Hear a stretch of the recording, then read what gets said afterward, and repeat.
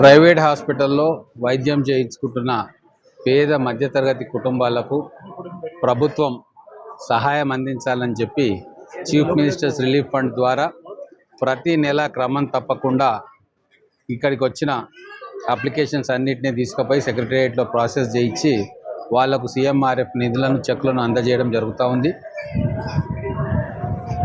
ఎంత ఇబ్బంది ఉన్నా కూడా, ఆర్థికంగా ఇబ్బంది ఉన్నా మన పేదవాళ్లకు సహాయం చేయాలన్న ఉద్దేశంతో గౌరవ ముఖ్యమంత్రి గారు కాంగ్రెస్ ప్రభుత్వం ప్రతి నెల వీళ్ళకు సీఎంఆర్ఎఫ్ చెక్కులు అందజేస్తూ ఉంది. ఈరోజు 78 మందికి సహాయంగా సీఎంఆర్ఎఫ్ చెక్కులు అందజేసినాం. దాదాపుగా 72 లక్షల రూపాయల చెక్స్ను వాళ్లకు ఇవ్వడం జరిగింది. ప్రతి నెల కూడా ఈ చెక్స్ అన్నిటిని కూడా ఇస్తూ ఉన్నాం. మన క్యాంప్ కార్యాలయంలో 4 మంది ప్రత్యేకంగా ఈ సీఎంఆర్ఎఫ్ చెక్ల కోసం పనిచేస్తూ ఉన్నారు. వచ్చిన అప్లికేషన్స్ ఎప్పటికప్పుడు ఆన్లైన్లో అప్లోడ్ చేసి వాటన్నిటిని కూడా సరైన క్రమ పద్ధతిలో పెట్టి వాటిని మళ్ళీ సెక్రటేరియట్లో అందించి అది ప్రాసెస్ చేస్తే చాలా తొందరగా కేవలం 1 నెల 2 నెలల ప్రాంతంలోనే మనకు సీఎంఆర్ఎఫ్ చెక్కులు వస్తూ ఉన్నాయి.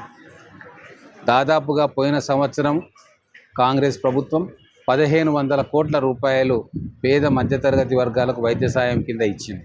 అంతేకాకుండా 10 లక్షల రూపాయలతోటి గతంలో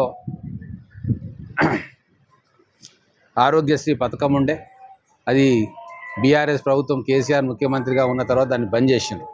మళ్ళీ వాటిని హాస్పిటల్స్తో మాట్లాడి వాళ్ళ ప్రొసీజర్స్ ఖర్చును కూడా పెంచి 10 లక్షల రూపాయలకు ఆరోగ్యశ్రీని పెంచుకొని వాటి ద్వారా కూడా పేదలకు వైద్య సహాయం అందిస్తూ ఉన్నాం. అన్ని రంగాల్లో కూడా కాంగ్రెస్ ప్రభుత్వం ఈరోజు ముందుకు పోతూ ఉంది. ఇందిరమ్మ రాజ్యం అంటే పేద ప్రజల రాజ్యం అని చెప్పి ప్రజలు అనుకుంటున్న సందర్భంలో ఇందిరమ్మ ఇండ్లను కూడా మన నియోజకవర్గంలో 3500 మందికి ప్రొసీడింగ్స్ ఇచ్చినాం. వాళ్ళందరూ కూడా ముగ్గులు పోసి ఇండ్లు కట్టించుకుంటూ ఉన్నారు.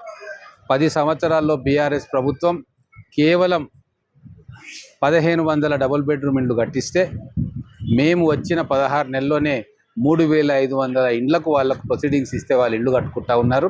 5 లక్షల రూపాయలు వాళ్ళకు ఇస్తూ ఉన్నాం. మళ్ళీ వచ్చే సంవత్సరం మళ్ళీ 3500 ఇండ్లను మళ్ళీ వాళ్ళకి ఇవ్వబోతూ ఉన్నాం. తెలంగాణ రాష్ట్రంలో ఇల్లు లేని నిరుపేద ఉండకూడదు, గుడిసెల్లో ఉండకూడదు.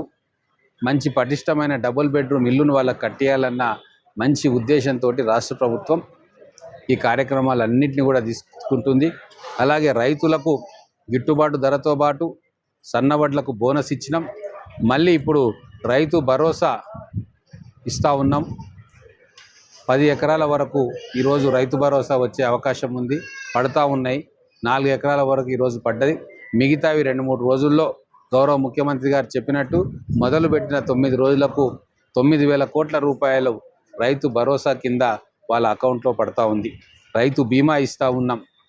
ఇట్లా అన్ని వర్గాల ప్రజలను ఆదుకోవడానికి కాంగ్రెస్ ప్రభుత్వం చాలా చిత్తశుద్ధితోటి పనిచేస్తూ ఉంది.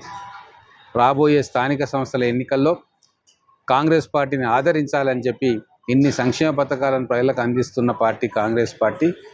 కాంగ్రెస్ పార్టీని ఆదరించాలని చెప్పి వాళ్ళందరినీ కూడా కోరుకుంటా ఉన్నాం.